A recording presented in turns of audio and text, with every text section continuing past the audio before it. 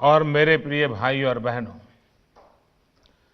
मैं सबसे पहले देश के करोड़ों किसानों को बधाई देता हूं। अगस्त महीने में देश की पहली किसान और खेती के लिए पूरी तरह से समर्पित रेल शुरू की गई थी।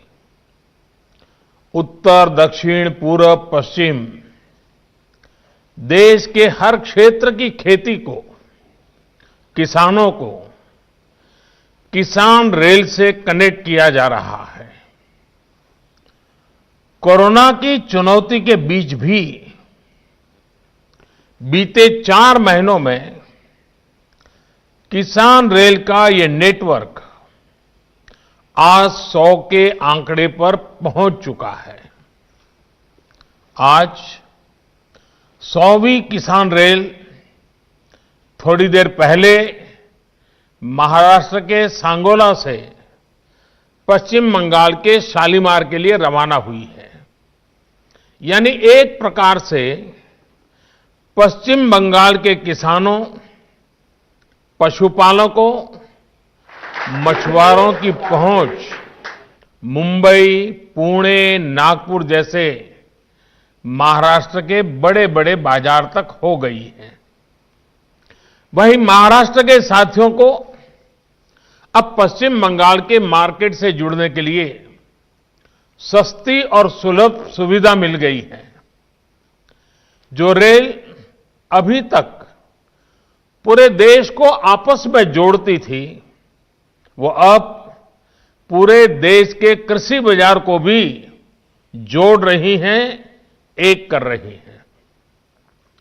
साथियों, किसान रेल सेवा देश के किसानों की आमदनी बढ़ाने की दिशा में भी एक बहुत बड़ा कदम है। इसमें खेती से जुड़ी अर्थव्यवस्था में बड़ा बदलाव आएगा। इससे देश की कोल्ड सप्लाई चेन की ताकत भी बढ़ेगी। सबसे बड़ी बात यह कि किसान रेल से देश के 80% से अधिक छोटे और सीमांत किसानों को बहुत बड़ी शक्ति मिली है। ये मैं इसलिए कह रहा हूं कि इसमें किसानों के लिए कोई न्यूनतम मात्रा तय नहीं की गई है।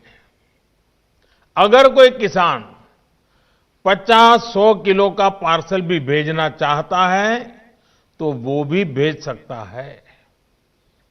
यानी छोटे किसान का छोटे से छोटा उत्पाद भी कम कीमत में सही सलामत बड़े बाजार तक पहुंच पाएगा।